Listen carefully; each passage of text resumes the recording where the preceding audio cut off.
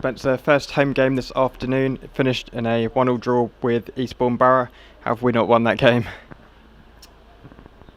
I do need to choose my words carefully. I thought it was Eastbourne full time. I'm sure, big takeover, 20 senior players. They're going to have a great season, and to be in the day 8 of the season and to have 2 referee decisions that have now cost us 3 points potentially in those 2 games. That's the easiest penalty handball you're ever going to see. He's blaming his linesman. I've seen the video back now about 6 times from the far side, where you can see he flicks his arm out to stop the ball. From this side it was even more blatant, and the referee has blamed his linesman. It's a diabolical decision. That's the first 2 games of the season. I've had the referee put his hands up at Chelmsford and apologise to my players and to me. Felt that robbed us of a point. Connor's clean through. Today, that's arguably cost us 2 points in the first week, and it's just not good enough. So, Mr. Meeson at the FA, this is not good enough. We've talked about this many times last year. I don't believe for any second that the referees and linesmen are deliberately making these mistakes, but there is so much time, effort, and money that goes into this level of football. I believe we're called now the elite of non-league football, and this is not good enough. And I'm generally sick of it. I am so sick of it. We are being robbed consistently, and it's really hard to take. I don't think we played brilliantly. I thought we were much better second half. I thought it was a low-level game. I think we've got so much more to give technically. Our passing for the vast majority of the game was very poor, but we put in one hell of a shift. We've conceded another rubbish goal, which is just not what we did last year. And we've got so much more to give in the attacking third, but to not get what we deserve today, again, it's so hard to take. I don't think they've really got to grips with this at the FA. And it doesn't matter what I say, nothing will get done. Nothing get done about miking people up. They say, we'll do it next year. But these referees and officials, they're not good enough. And as I said, the referee, it was so obvious. The whole stadium went up. Everybody knows it.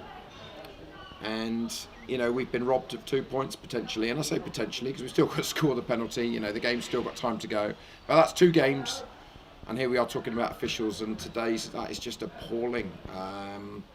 So as I said, wait till people see the angle of it, because the angle from your camera is that he flicks his arm at it. Our side, it was blatantly sticking his arm at it right in front of the linesman. So I'm very, very frustrated. A hell of a shift. The players were absolutely beat up. We are against a really strong Eastbourne side, who will do very well this season. And they passed the ball well, and we stopped them well, and we tried to get. We're picking up injuries. Everything that could go wrong is going. Adam Meckie gone in the first 3 minutes. Run up, but didn't make it. Obviously, we've got Falevi and Maloney out, CJ away. It's and a few more. Sid Nelson playing up front because he couldn't move for the last 15 minutes. So everything's cracking against us, but it's really hard because the referees, the officials, they've got to do better. I said I'm not here to think that anything is untoward. They've just got to be better. It's not good enough.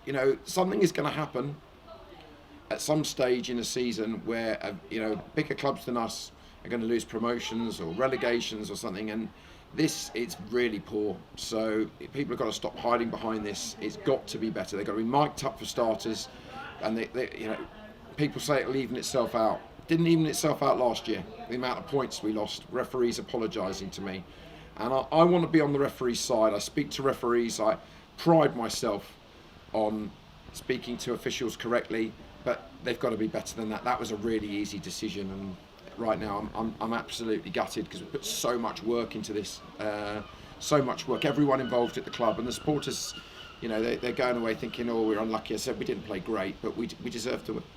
And as you say, the bad luck continues with the injuries picked up to key players. How are they?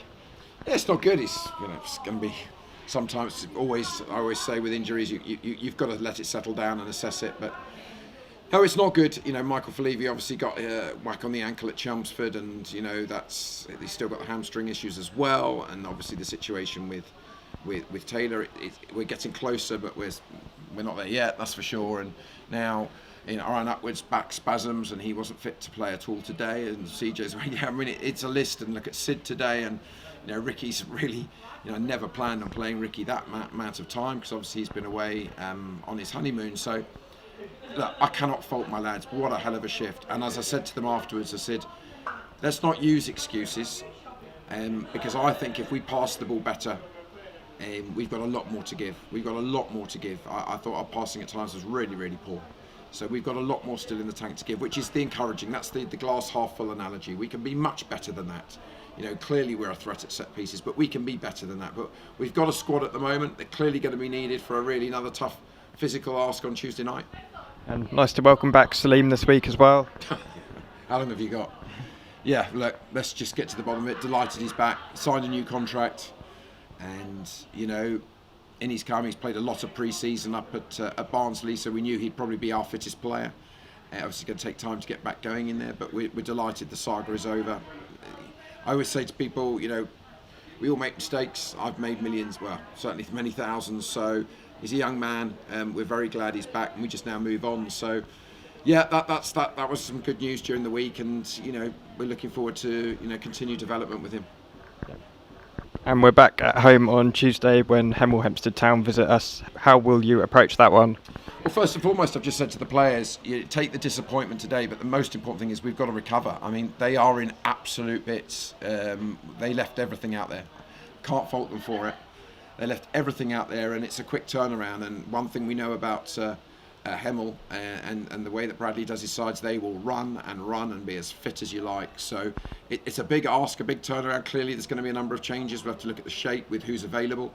But we've got to be furious after today. But that's about the decisions. But I also think we've still got an awful lot more to give from a footballing perspective. I think we can play so much better.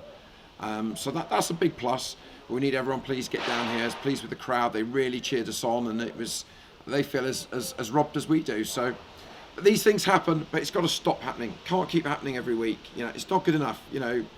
Charge me whatever you like. It's not good enough. You keep saying young people and this, that, and the other. There's so much going involved at this level of football, and finding it very hard. And quite frankly, it's soul destroying. It's soul destroying. But we will give everything against Hemel. Please get behind us again, as I know they will. Ground looked fantastic. Delighted to be back. And fingers crossed. We know every game we're in is so tight. Let's just hope we get the rub of the green sometime soon, and try and get 3 points as soon as possible. Brilliant. Thanks, Spencer, and hopefully we'll have some better luck next week. Let's hope so, Dom. Let's hope so.